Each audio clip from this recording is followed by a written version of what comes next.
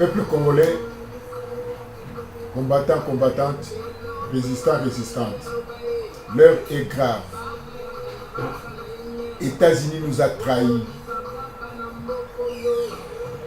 Madame Nick ayaki tokanisaki ke ayeli biso lisolo ya bien, ayeli biso apaisement, mais aye kotia biso lisusu likonga na kati ya motema.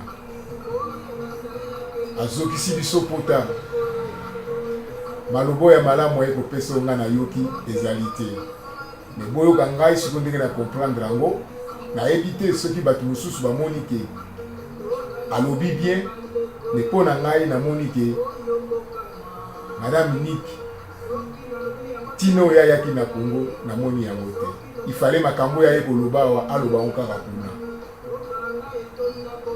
La 72e anniversaire de l'Organisation des Nations Unies, il fallait asolola na bango kuna ke aya tina Congo, en plus aye na avion de guerre, avion militaire. Il a expliqué muto aye na décision, mais namoni elongi na ye sembe biseka mwasi ya décision. Lokola Madame Thatcher azali te, akokani na ye te. Nick qui vient une fois de plus aider le pouvoir à dépasser le 31 décembre. Pourtant le peuple était quasi prêt à en découdre avec lui. Toujours ce comme prêt à 31 décembre. La cortège comme au Salama, la descente comme au Salama na Congo. Si vous êtes Louis Michel akita na Congo, lokola mende ayaki awa bayokani, si vous êtes yes ko akita na Congo, kwa que lokuta na ba Félix, lokuta na ba Numbi, akutana na ba Failu, ba Kamere, ba Madame Bazaïba, donc pour na ba peser bango, ah mon cher Tolembi, yango ndengeze de lobi Tolembi. Quel était le but de visite de Madame Niki en RDC? But elle voulait avoir une idée de la situation générale et savoir ce que nous attendons de la communauté internationale. Voilà le Congo. Est-ce qu'il y a une situation générale il y a Congo? Aïe le koni du peuple congolais dans la communauté internationale. Pendant que la CENI qui évoque un délai de 504 jours pour organiser ces élections soit inscruté à organiser à la mi-2019 pardon. Elle parle d'un délai de 325 jours.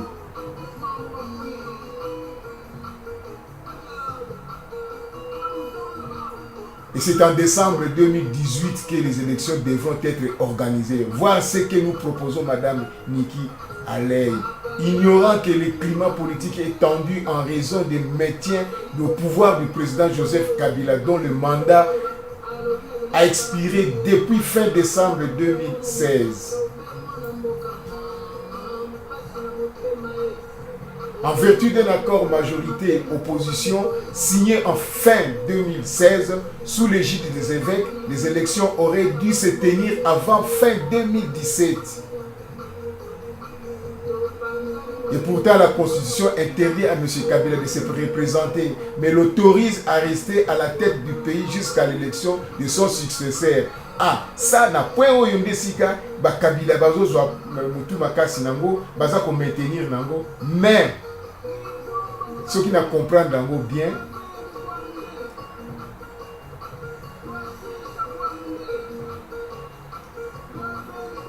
position et koko zwa valeur na yango, soki tokutana ki na situation moko ya cas de majeur, en cas de force majeure.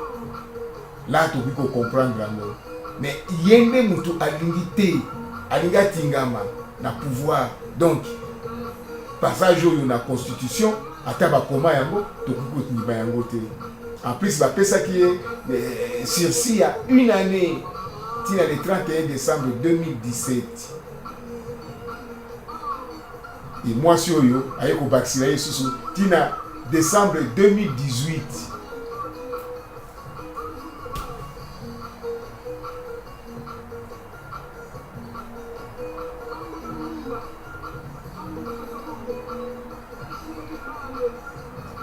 Suite à sa rencontre avec les évêques de la conférence épiscopale nationale du Congo, les religieux ont déclaré que le peuple congolais souhaite obtenir l'appui de la communauté internationale afin d'organiser les élections dans les délais convenus. Délai convenu, c'est-à-dire le 31 décembre 2017.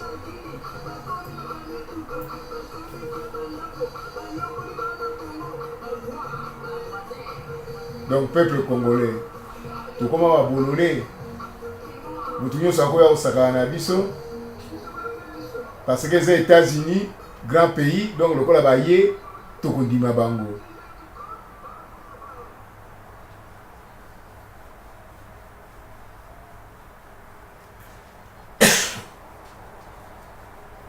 Les évêques lui ont dit attendre de la communauté internationale comme la communauté nationale un appui dans le sens de ce que le peuple congolais attend. Nous attendons quoi? Nous attendons que Kabila quitte le pouvoir. C'est fini, son mandat est fini. C'est ça que nous attendons. Les élections dans le meilleur délai. Le meilleur délai, c'était le 31 décembre 2016, mais l'accord de Saint-Sylvestre lui a donné une faveur jusqu'au 31 décembre 2017. A dit l'abbé Donatien Cholo, le porte-parole de la conférence épiscopale nationale du Congo.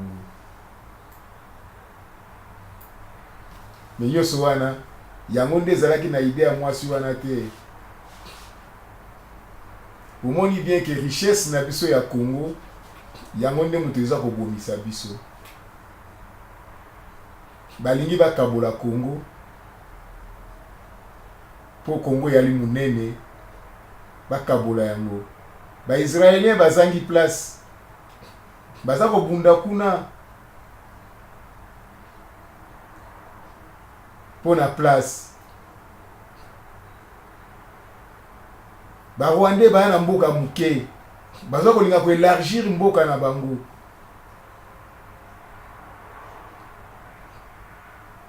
Bazali soutenir na Bill Clinton. Banglais bangi basala ba véhicule na bango électrique. La matière ya kosala ba véhicule na pona résistance eza na terre na biso.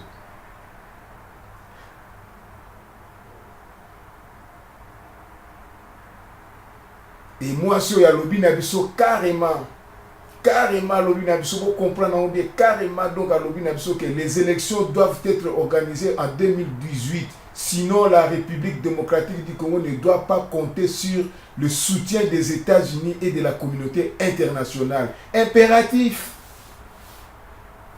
Peuple congolais, donc mutu to yamba to kanisaki akoya to yambaye akoye ko sauver biso. Mais yoka, allons bien à répéter en lisusu, les élections doivent être organisées en 2018. Sinon, la République démocratique du Congo ne doit pas compter sur le soutien des États-Unis et de la communauté internationale. Ajoute que les élections sont possibles si toutes les parties s'impliquent, la CENCO notamment, et toutes les parties prenantes doivent mettre la main à la pâte.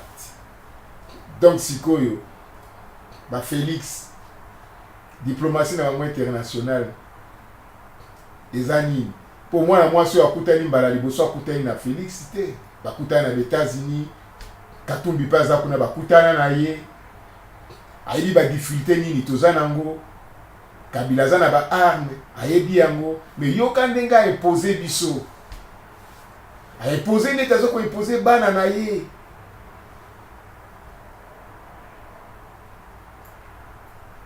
soka so ko la biso ke ya toi pays moko muneni azo respecter ba opposant na biso akwa ko luka formule nino ya ko loba pona et c'est pelisa biso et apaiser biso mais ay plobion carrément sinon to côté na bangote so to lobi ke ça le 31 décembre 2017 so Kabila bomi biso faute na biso moko etali bangote bako ya na bangote bako kota na bango bangote voilà tina nango yango wana apprendre à laisser. Voilà tina nango angwana. En tout cas, le sang de Michael Sharp et Zaïd Catalan crient vengeance contre le régime sanguinaire de Kanambe et de Madame Niki Hari qui n'a en aucun cas évoqué le sujet. En aucun cas a évoqué le sujet. En aucun cas. Tout cas que ceux qui ont mis américain, beaucoup de guerre dans américain. Bah ça là pour tout film. Ceux qui sauvaient, ceux qui les caporales, ceux qui n'ont pas donc bah ça là wana.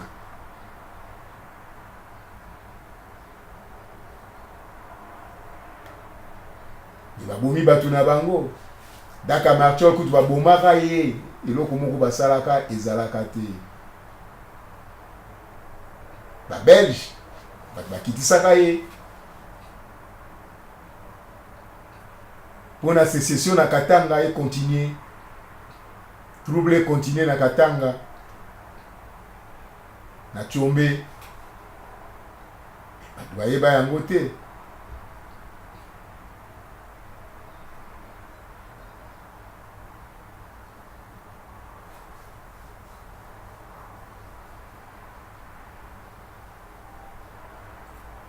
Peuple congolais, réveillons-nous.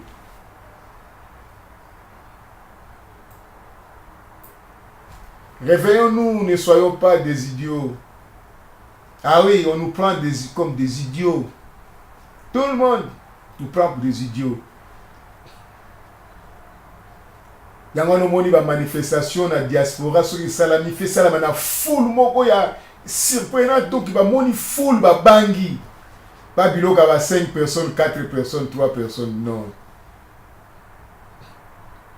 Ba Congolo ba na diaspora bo bima. Mboka siko eza na mobulu. Mboka eza na matata, mboka ezo kende, ba peuple bazo souffrir kuna na Congo. Botika ko bata na bandaku. Ozo bomba elongi po ekobima na vidéo ekobima na caméra. Soko ba moni yo donc okende kisasa te. Mais non.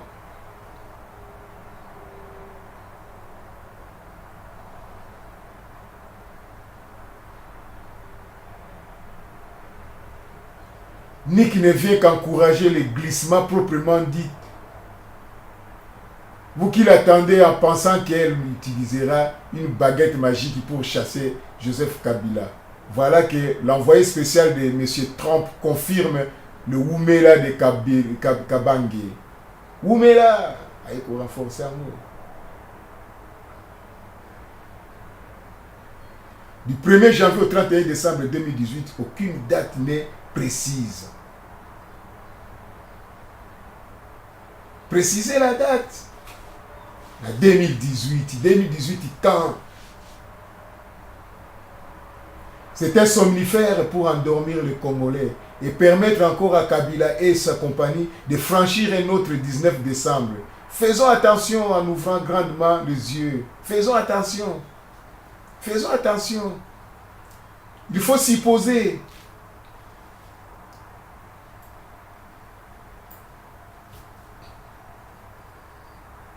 Ba Félix bakutanaki na ye, Kameri bakutanaki na ye, Bazali bakutani na ye. La société civile bakutani na ye, balobi na bango, balobi na ye nini na esiko, ba répondre ye nini. Et pourquoi kaka azui Kamere, Bazaïba et Félix? C'est-à-dire Tibala il faut alongwa. Batwa na misatu mutu bakosimba transition, ce que total yango bien. Ce que tu comprends yango bien. Pourquoi kaka bango?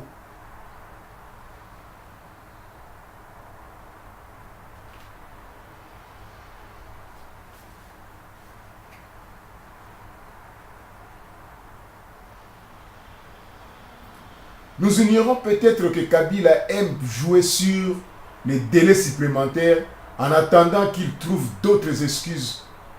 2018, oui, mais son staff va trouver d'autres stratégies pour nous amener au-delà cette année. Va retrouver ce problème, va retrouver ce qu'on a en 2018, va retrouver sous le cambo. Staff n'est pas là, tu peux étudier. Lobbying na bango simbi, moi si autant wa yewana azongi pambate. Trump aza homme d'affaires na yebisaka bino na vidéo mosusu. Aza homme d'affaires.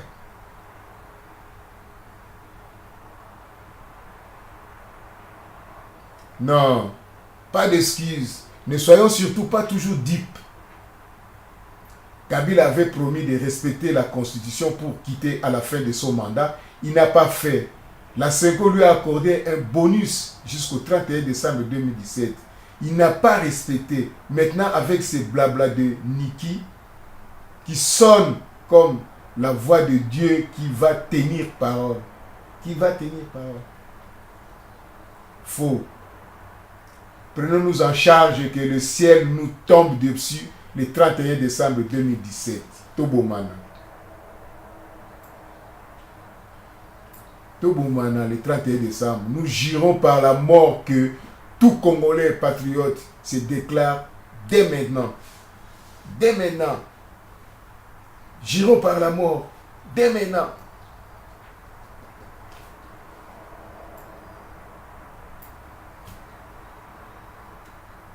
Soki tobangi liwa ndenge Kabila yebi yango nalobaki yango na les 29 stratégies ya Kagame soki babimi beta bango masasi soki bakokufa bamisusu bakozonga nsima bakimi histoire esili ezali stratégie nalobaki yango so botali bavideo nasalaki dernièrement les 29 stratégies de Kagame botala yango babiloko nyonso to ezosalama ezalaki prévu na kati.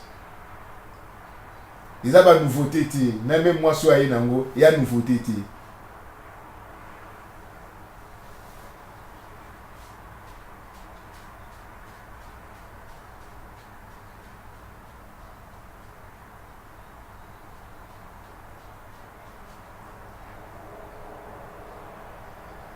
Ce n'est pas même question d'argent ou de soutien, mais c'est un problème de la volonté politique. La majorité a besoin de bouffer et manger, mais ils n'ont pas le souci d'organiser les élections dont Niki Alai devrait dire une date claire qu'on pourrait aller aux élections. Nous sommes fatigués avec ce régime. Nous sommes fatigués. Nous sommes fatigués.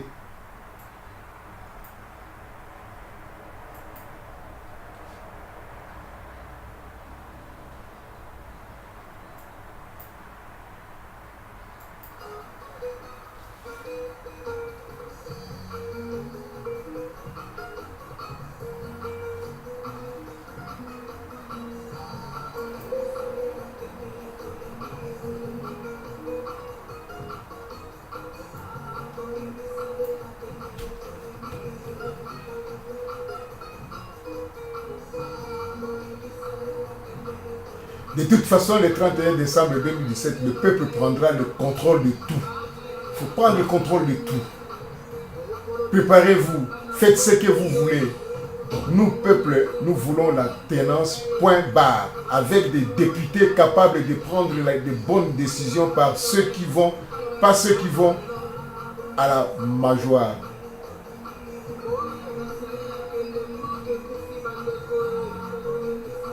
Le 31 décembre, tu reprends vie na biso moko en charge. Ezali mboka na biso. Ezali mutu moko te akoya ko libérer biso. Bomoni preuve ngwana bakiti na avion ya guerre, avion militaire. Mais jusqu'à présent, bateau de guerre na bango ezalaka toujours na banane. Bouter ce régime dehors sans armes ni appui, c'est une suicide. C'est suicider.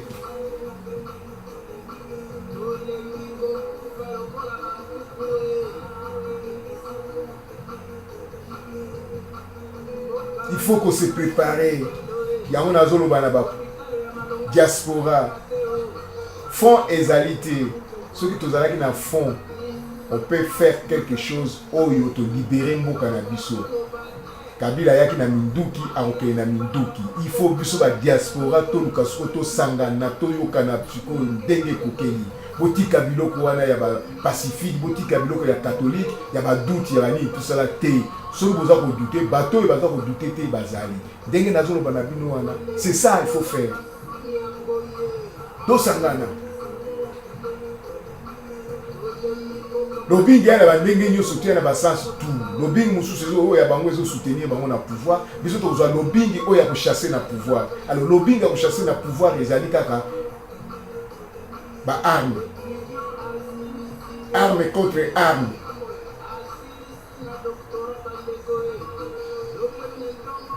Ba mercenaire bayali mercenaire a pour na mboka te aza ke au pays ezo ko libérer. Non, mercenaire ali a jimbongo na yaka asali opération na ye. Quelle désolation au peuple congolais. L'espoir tout bozalaki nango ekoti na mai. L'espoir tout ekoti mai. Nous avons plus confiance à cette dame. Voilà comment elle nous a déçus. Est-ce que notre slogan de Kabila doit partir aura-t-il impact sur le plan international? Pas du tout, car c'était notre dernier espoir. C'était notre dernier espoir. Pas du tout. Peuple congolais. Kabila dégage, Kabila tout ça là. Non, c'est fini, Kabila dégage, Yasuna Tinate. Pour ce que le 31 décembre, Bomeki, Kabila Bomi Bisso. Donc, communauté internationale a besoin de raison à l'objet. Tutindaki mutaki koyebisa bango bayoki te wana etali bango. Voilà, moi so ayaki koyebisa biso kambo yaki na mpona koyebisa biso ezalaki yango wana. Botika Kabila avanda tranquille. Soki bolingi élection bokozila na 2018, mais soki bolingi yango avant 2018 wana etali bino. Bosiko Félix rassemblement bopesa biso réponse. Pour expliquer biso masolo nini bosololi na mwasi oyo tanga lobaki ke 2018 bino bolobaki na ye nini kamere ngala zali pour kamere ke oya na kati ya lisanga pona to lutter contre Kabila compte tenu ya population oyo za na mona kota ba Kivu ba Goma ba ni tout ça là oza la population ya makasi. Mais na question etant mwasi ya lobaki yo po belelaki ke le 31 décembre Kabila efa longwa olongwa kutu na gouvernement pona Kabila omoni ke élection ekosalama te. Mais tango mwana mwasi alobaki 2018 sans déterminer date, parce que 2018 ali janvier, février, mars, avril, mai, juin, juillet, août, septembre, octobre, novembre, décembre. Mais c'était quand en 2018? Ayebaki kenzo ya oyebisa biso makambo ya nko alaye na avion ya militaire po asala lokola bandisa biso. Babomi batu na bango, mais bazokipe te, bazokipe kaka ba diamant, ba uranium, ba coltan, c'est tout. Et donc bazo compter nango. Pour na mboka na bango qui marché parce que tant par le bakiango, il facile sa chômage na mboka na bango. Ba usine à charbon, ba kanga. Na mboko ya bina ba usine à charbon, ba ngi bazo ba transformer ngo na ba usine à nini. Ba matière ba ko sala nango e ko uta wapi. Arrêtons d'être stupides. Arrêtons d'être stupides.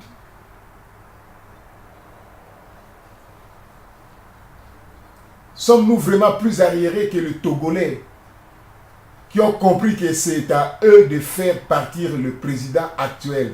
Arrêtons de pleurnicher et prenons-nous en charge dès maintenant.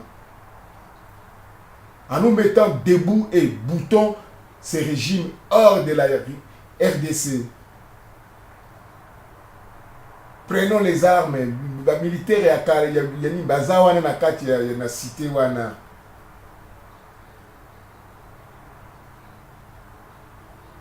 Ba kidnapping, bo kidnapper bana bango, basi na bango, bango moko, ba lèvement, Mouvement kota ya matata sikoyo avant tout comme le 31 décembre.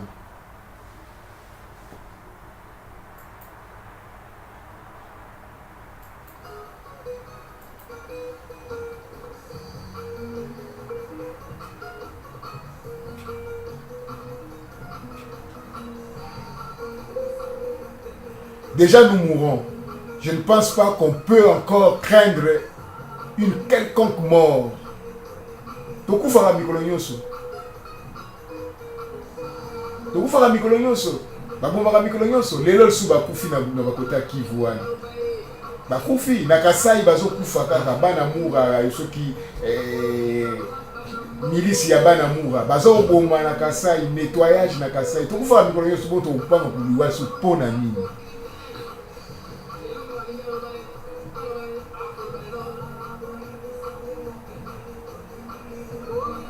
Nous sommes tués, violés, enrôlés par force dans l'armée et le groupe armé congolais. Debout, réveillons-nous et libérons-nous.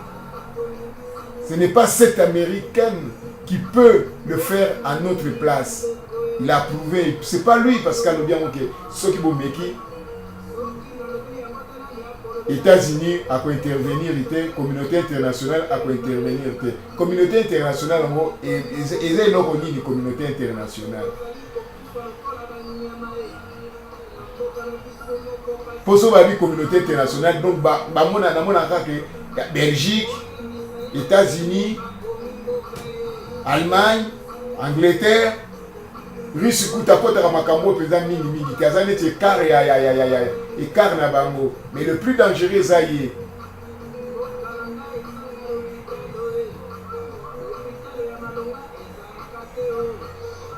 Mais nazo mona ba Félix bazo baluka kaka na côté Europe, wa kaka na ba Belgique, ba France, les États-Unis. Les Russes bazo koma ngo kututé.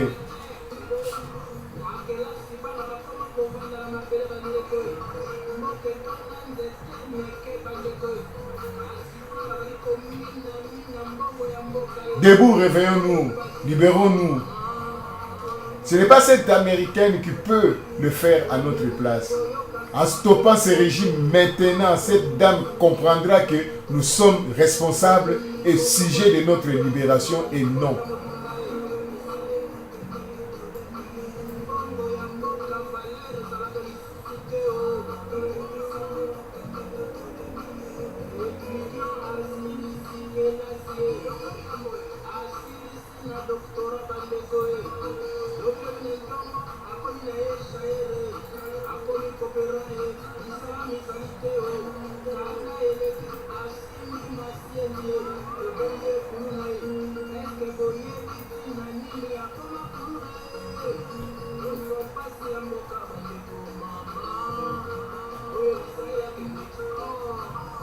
Félix Akena Bumbashi, la salle du Salela, dans la zone de Kinshasa, 1 million de Kinois bayi tout yambaye, 1 million de Kinois bayambi Félix. Kabila bandi calme, abendi basoda na ye, babendi bana mura. Siko moi so ya moni peza ki non, bakosa rabiso démocratie eza na Congo. Ba opposant baza tranquille et nous basala ba opposant ezalité. Na bien que Kabila a joué parce qu'il y a un terrain. Pourtant Kabila zo banga mwasi aye na Congo au peuple congolais.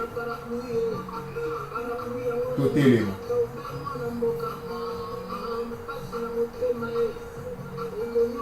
Boyo bakanisaki ki mwana mwasi aye pona ko sauver biso.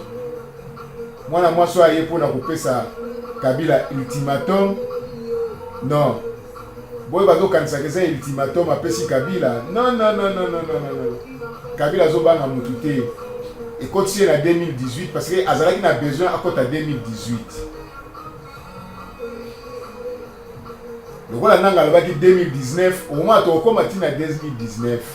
Et donc, Moko et Salama et Zalate, peuple congolais.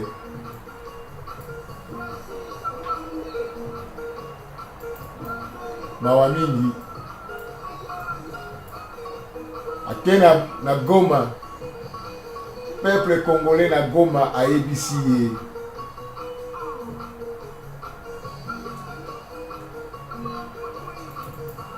Basali memo bapesi mais memo wana kutakipe yango te.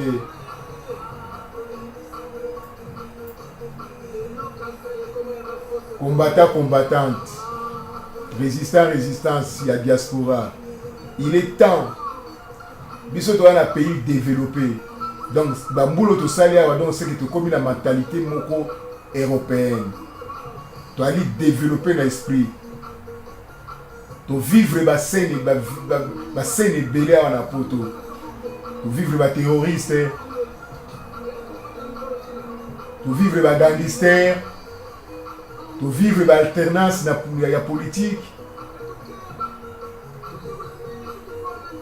To sangana sikoyo, toutes les parties confondues, to sangana. Botika ba querelle pembeni, to zo décision penza ya solo. Iloko monsieur ko passer na ona kunzi. Boko za la 15, 20, 30, 50. Mais deux kaka mutu ba yebi likamuni ni kusalama.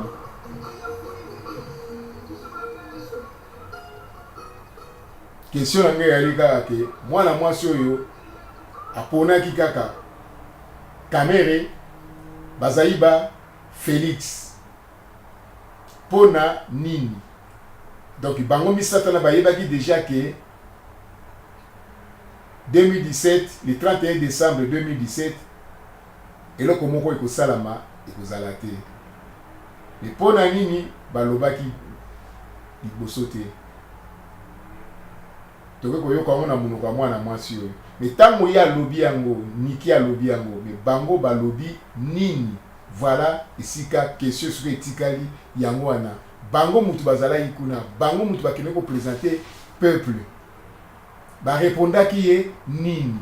Balasima nazo lukango siko na yeba, ba répondaki nini. Balasima nde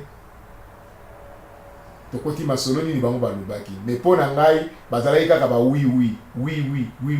Yango nde peuple yo moko telema botika makambo ya ba parti politique ba Félix Banini tout ça là non botika bango pembeni. Bana kini boye ko la sikoyo bibundeli. Boye bandeni na kosala ba biloko ya ikopanza batu. Yaka ba bonbonne essence singa bukundango bubendana moto mesh moto ya malembe bango pe bazokota tant bakoma pembena na ba masolo esi bo se préparer na ba flèche pour flèche li la rater tant ils ont yaka ba moko chou ikota. Vous êtes spécialisé. Ce qui était 2018, Igoleka. 2019, Igoleka. Si vous Kabila comme vanda siko na ndenge ya défi. Pe mutako défi epe akozalate. Bakatumbi bazana mbongo. Botia mbongo na G. Ozana Europe siko yawa. Bato yozo traité na bango batu moko ya flou. Rassembler ba combattants ou ya ba combattants penza ba résistant penza. Ce qui est le menu monalité. Ukobata makaka. Makambo esala po likamusu to kosala ezalité. Tolobi te ke mbongo na yo soki nini non. Ba Congolais bino moko ba goza na kati ya ba diaspora. 1 euro, na nombre tozalia autokosa la paix 1 milliard. Donc ça fait 1 milliard na 1 euro. Un bon gestionnaire azamu yibité parce que les Camerounais toujours ngobinga na kabila na pouvoir pour na muyibi. Alors so pe yo zalia wa so biloko ndenge wana ilembongo ngo lisusu donc tobomi yo. Faut qu'on commence na sens wana. Au trahir tobomi yo. awa na poto atokoti boloko na kati oza na télévision oza na makambo nyonso tu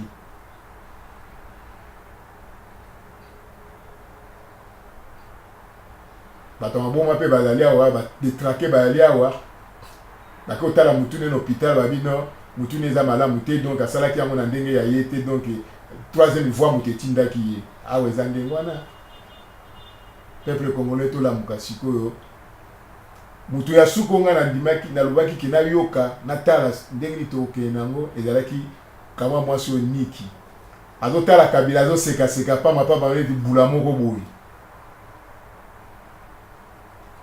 azobuka na ye moko kaka bokosekaseka ntango na okende na télévision ndenge azoganga koloba tout ça nakanisaki aza mwasi moko donc ya caractère akoseka te akomi epa Kabila elongi ekangama mais non namoni epa ya Kabila lisekaseka neti petit lulu moko boye